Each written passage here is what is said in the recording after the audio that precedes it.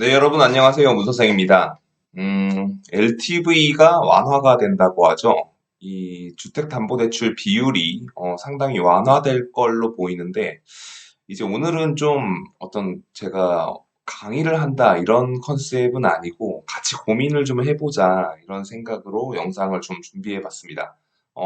LTV가 완화가 되는데 과연 전세를 사는 게 나을지 아니면 내 집 마련을 하는 게 나을지 고민이신 분들이 영상을 보고 좀 도움이 되셨으면 좋겠습니다. 그러면 영상 함께 시작해 보도록 하겠습니다. 먼저 이제 LTV가 80%로 완화가 된다고 이제 윤석열 대통령이 계속 밝혀왔었고, 또 이제 주담대 50년으로 완화한다라고 하는데요. 이제 좀 설명을 해보겠습니다. 먼저 LTV 80%는 다 아시다시피 이제 집값의 80%를 빌려준다는 그런 개념인 거고, 50년 상환은 뭐야? 라고 하면요. 이런 거죠. 3개월 할부보다는 6개월 할부가 월 부담금이 훨씬 적잖아요. 그러니까 이제 그 부담을 좀 덜어주는데, 그렇게 덜어주는 이유는 대출 총량 규제인 DSR을 우회하기 위한 방법입니다.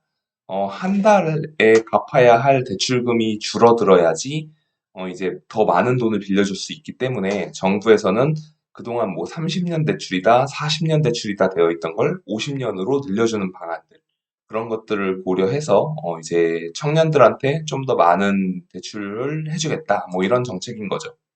그러면 좀 더 자세하게 이제 기본부터 돌아가서 LTV 80%는 물론 집값의 80%라는 건 다들 아실 테고요. 그 집값이라는 거는 매수한 금액보다는 KB 시세를 따라가게 되어 있습니다. 이 KB 시세를 보는 방법은 KB 부동산 사이트에 가서 볼 수 있습니다. 뭐 이제 들리는 썰로는 LTV 80%뿐만 아니고 그 한도가 6억 원까지 빌려주겠다라고 하는데요.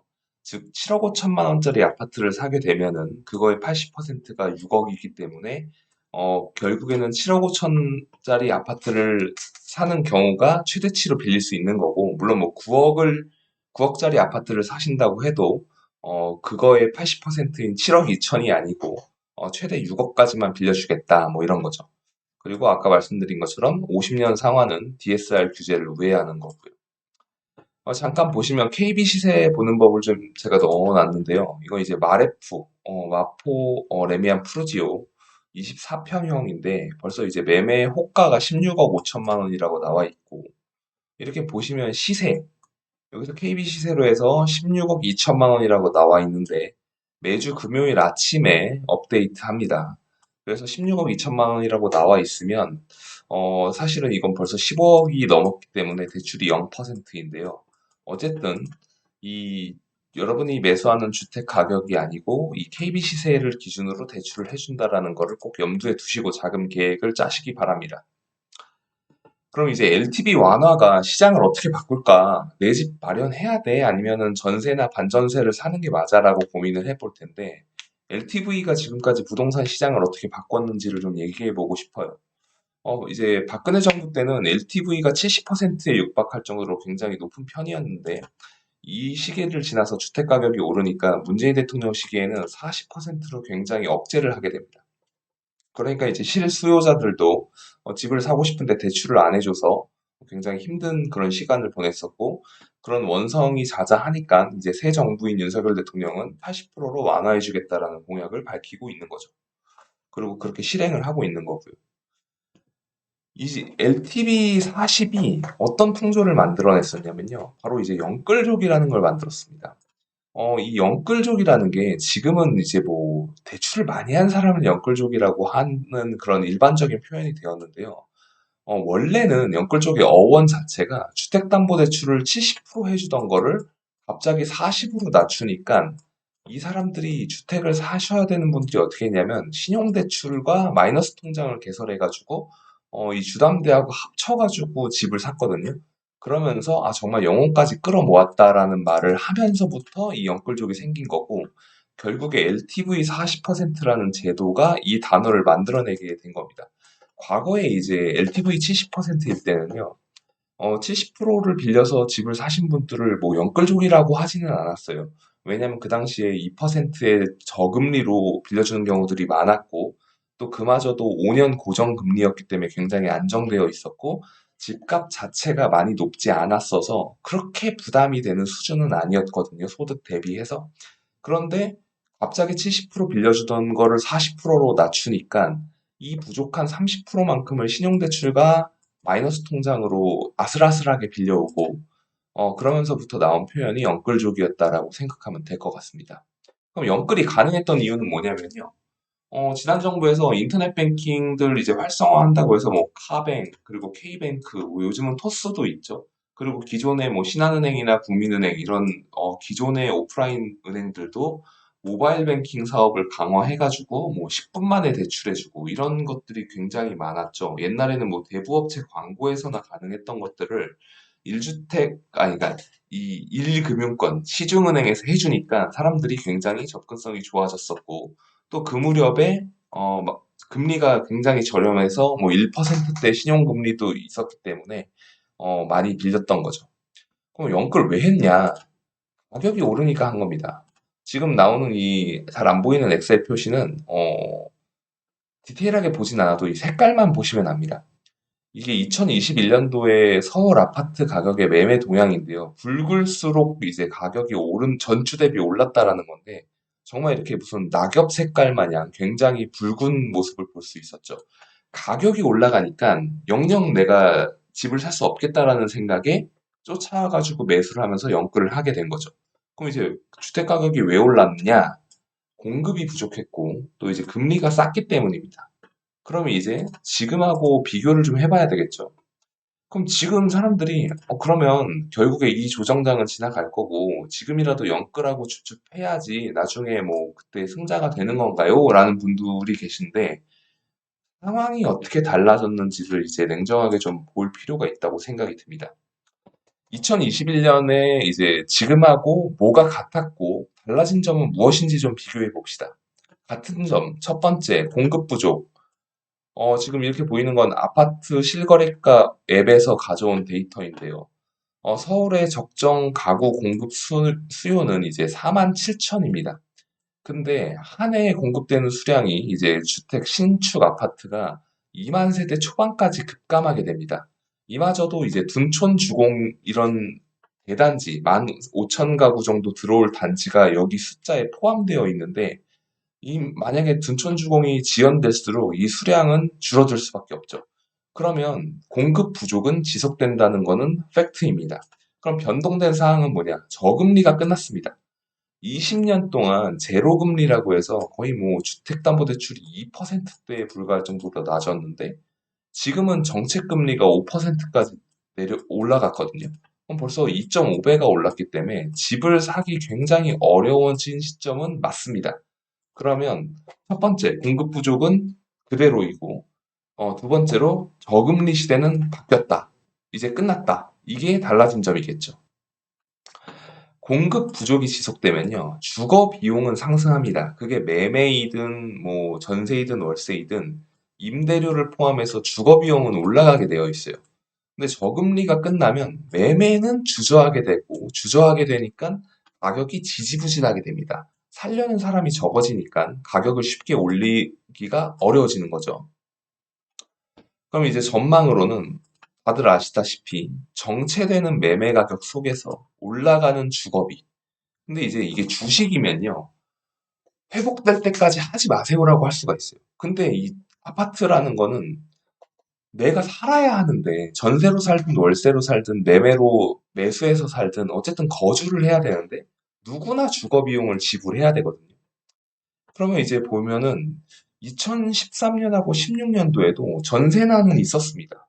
이 당시 전세난은 이제 이 아파트 실거래가 앱에서 가져온 데이터인데요. 이 주황색 선이 전세 이제 가격 변동 지수입니다. 서울 지역에서 이제 2012년을 넘어서 이명박 대통령 말기부터 전세난이 가속화돼가지고 쭉 올라가게 됩니다.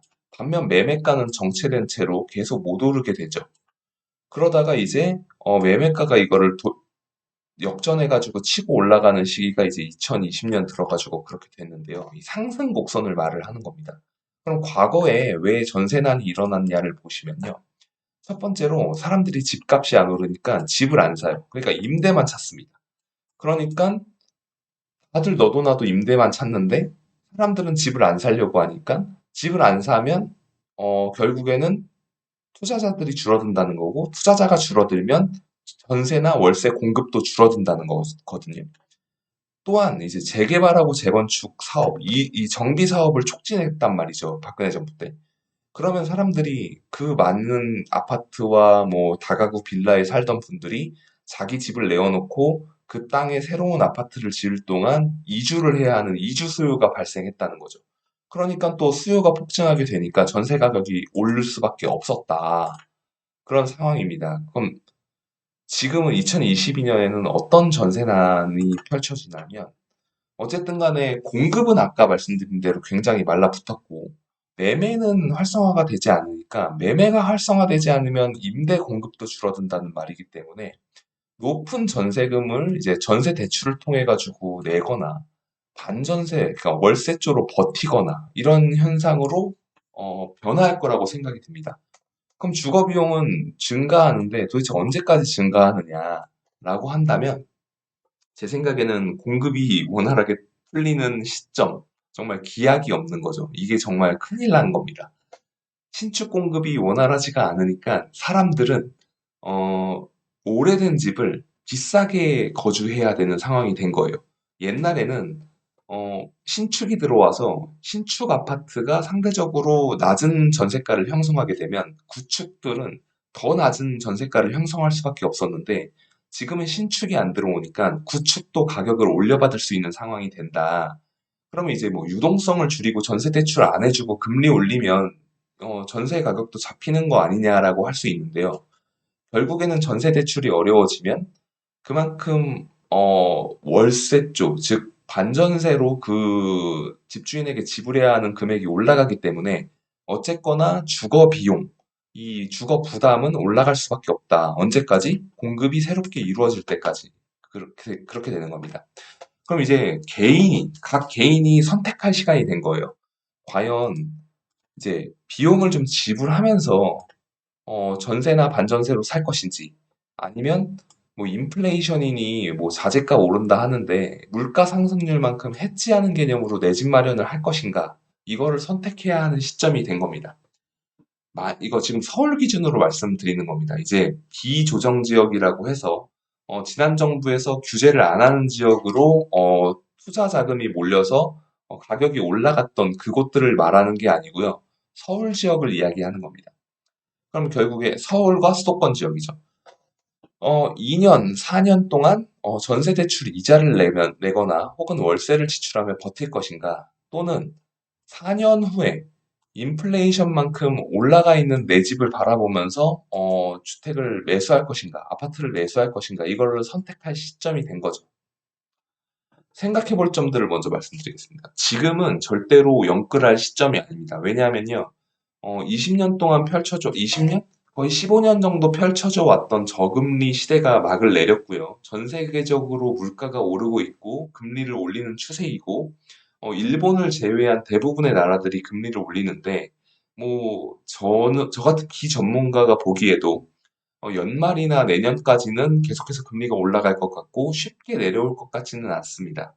그럼 이 시점에서 영끌을 무리하게 했다가 정말 개인이 감당할 수 없는 그런 현상을 겪을 수도 있습니다. 그리고 생각해 볼 두 번째 점은요. 신축에서 내가 전세나 반전세로 살 것인지 아니면 구축을 가서 내 집이라고 마음 편하게 살 것인지 그 부분을 생각해 봐야 됩니다.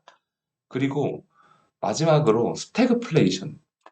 경기 침체가 오면서도 물가가 오르는 걸 스태그플레이션이라고 합니다. 그럼 이제 비중을 두는 거죠. 경기 침체가 와서 집값이 떨어질 것이라고 생각할 것인가? 경기 침체가 왔는데 물가는 올라가니까 집값은 오를 거냐고 생각하냐? 뭐 이런 둘 중에 하나 골라야 되는 상황이 되는 거죠. 그럼 이제 생각해 봅시다. 지금 현재 전세 동향을 보시면요. 전세 가격이 폭등하고 있어요. KB부동산 리브온 기준으로 해서 2020년 7월에 서울 아파트 전세 중위 가격, 즉 1등부터 100등의 이제 아파트 전세값이 있으면 50등을 딱 뽑아가지고 봤을 때 2년 전에는 4억 7천만 원이 조금 안 되는 금액이었는데 지금 현재에는 1억 5천만 원 정도가 오른 6억 1천만 원 정도가 됐다는 거죠. 이게 그러면은 옛날에는 한 5년 전만 해도 6억 7천 정도면은 뭐 마용성의 신축 24평 아파트를 살 수 있는 돈이었는데 지금은 서울 아파트 전세 중위 가격밖에 안 되는 그런 돈이 되어버린 거죠. 그럼 어쨌든 주거비 부담은 굉장히 상승했다. 그럼 6억 주고 전세를 살까? 아니면 아파트를 매수할까? 라고 생각해 보는데 이런 생각들을 하시는 분들이 주로 어떡하지? 그러니까 여유가 없다는 게 어떤 여유가 없는 걸 말씀드리냐면요. 돈이 막 남아가지고 내가 엄청 잘 벌어서 이렇게 매수 그냥 하면 하는 거고 아니면 아닌 거야. 이런 분들 말고 평범하게 직장 다니시면서 육아하시면서 맞벌이 하시는데 전세 살고 계시는 분들 혹은 뭐 신혼부부들 이런 분들도 오피스텔이라도 살까? 왜냐면 대출이 잘 나오니까. 아니면 빌라라도 살까? 그럼 싸잖아요, 아파트 대비해서. 아니면 썩은 빌라, 썩빌이라고 하죠. 여기 가서 몸테크 할까? 그러니까 싸고 또 투자도 하고 싶고 그런 생각인데 잘 생각해봐야 할 지점이 있습니다. 집이라는 게요, 쉽게 팔리는 재화가 아닙니다, 원래. 집은요, 워낙에 비싸고 일생일대에 한두 번 거래하는 거기 때문에 거래가 굉장히 어려운 물건입니다. 그래서 쉽게 팔 수 있는 거를 이제 선호하는데 그게 바로 환금성이라는 거죠. 아파트가 집 중에서 환금성 1위입니다. 왜냐하면은 우리는 집을 안 보고 사는 좋은 문화가 있잖아요. 그 이유는 24평이면 24평, 30평이면 30평, 규격화된 아파트. 그리고 아파트 자체가 되게 입지가 좋은 데 들어가 있고, 또 아파트 단지 안에 들어오면, 아이나 여성분들이 밤에도 다니기 안전한 그런 주거 환경을 갖고 있기 때문인데요. 금리 인하기가 이제 도래한다고 생각해 봅시다. 지금까지 금리가 계속 올라가다가 이제 금리가 내려가는 시점으로 되면은 뭔가 거래가 좀 더 활발해질 수 있는데 그런 시기에 과연 사람들이 얼어붙었던 심리가 녹아내리기 시작하면 뭐부터 살 거냐는 거죠. 그러면은 아파트, 오피스텔, 빌라 중에서는 아무래도 아파트가 가장 먼저 거래가 될 수 있는 순위이다. 그래서 집을 사는 순간을 생각하지 말고 내가 팔 때를 생각해서 매수해야 한다. 이게 중요한 겁니다. 그러면 6억 주고 전세를 살고 2년 후에 이제 계약갱신 청구권으로 5%약 3천만 원을 좀 올려주고 또 2년을 추가로 살고 나서 퇴거를 하고 또 새로운 전셋집을 구할 것인지 아니면 1억 5천을 더해서 7억 5천 정도의 금매를 잡아볼까 이렇게 뭐 예를 들어서 생각해 볼 수 있는 거죠. 또 이제 만약에 내가 6억이 있어요. 원래 전세금으로 낼 수 있는 6억이 있었는데 여기에다 1억 5천을 주택담보대출을 빌린다고 생각해 봅시다. 제가 이제 영끌하는 금액을 얘기하지 않는 거는 영끌할 시기가 아니기 때문에 영끌해서 집 살려는 분들은 지금 사시면 안 된다고 저는 생각하기 때문에 그렇게 큰 대출 금액 80%다 빌리겠다 이런 분들은 다 제외해서 말씀을 드리는 겁니다. 만약에 6억을 가지신 분이 1억 5천의 주택담보대출을 적격대출로 빌린다. 정책대출이죠. 그러면 감당할 만한 수준의 이제 대출 이자가 나온다고 생각하면 되겠습니다.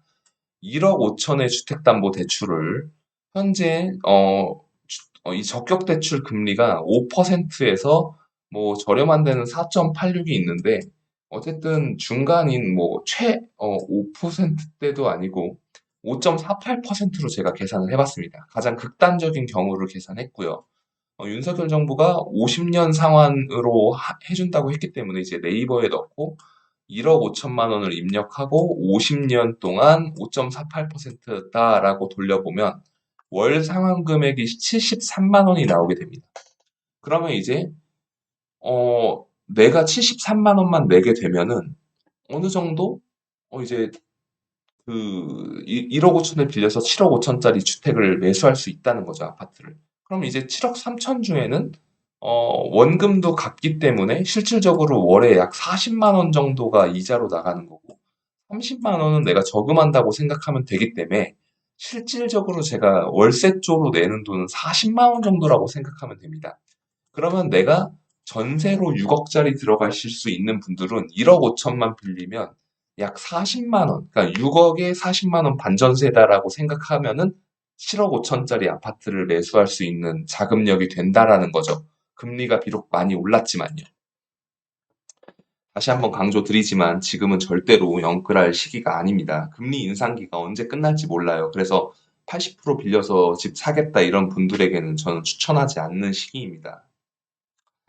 그럼 이제 아까 말씀드렸던 그런 7억 5천, 뭐 8억 정도 좀 높게 잡아가지고 그런 분들이 매물 검색하는 방법을 제가 좀 추천해 볼게요.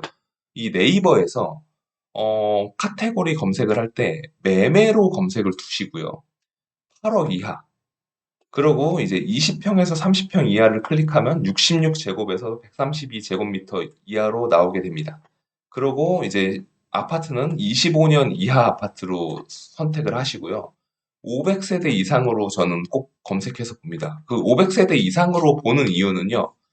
말하자면 적어도 좀 아파트다운 아파트라는 거, 좀 이름만 아파트라고 하고 막 50세대, 막 30세대 이런 데들도 아파트라고 하는데 그런 거를 이제 싸다고 사면은 나중에 팔 때 어렵기 때문에 500세대가 넘어가는 아파트 단지를 사면 보통 뭐 공인중개사 사무실이 한 두세 곳 정도가 되고 거래가 어느 정도 활발하게 일어날 수 있는 그런 아파트라고 생각하기 때문에 저는 꼭 이렇게 검색을 할 때 500세대 이상을 이렇게 놓고 검색을 합니다. 그렇게 검색을 하시면 추가로 전세가율을 또 보는데 이제 전세가율을 보는 이유는 실사용 가치를 말합니다. 여러분들도 이제 전세에 거주하러 가셨을 때 매물 구할 때 깨끗하면 좀 비싸게 주고 살잖아요. 그리고 인테리어 리모델링 완료되어 있으면 또 비싸게 내고 삽니다. 왜냐하면 사용 가치가 좋기 때문에. 그렇게 되면 이 아파트 단지의 전세가율을 네이버 부동산에서도 보실 수 있는데 60% 이상 정도 되는 데로 보면은 주거 환경이 좋다. 여기 내가 직접 살아도 괜찮다. 이런 동네로 보시면 되기 때문에 이 꼭 전세가율을 세팅해서 보시면 좋다고 추천드립니다. 그리고 2021년 신고가보다 낮은 호가가 나와 있으면 정말 금매다. 왜냐면 2021년에 집값이 엄청 올랐잖아요. 그러면 이제 그 당시에 신고가를 찍었던 데가 많은데 그 신고가보다 낮은 호가를 부르는 건 정말 금매라고 생각할 수 있다. 요즘 시점에서는요. 물론 시간이 지나면 더 내려갈 수 있지만요. 그렇게 해서 보시면 어, 제가 한번 네이버 부동산을 띄워보겠습니다.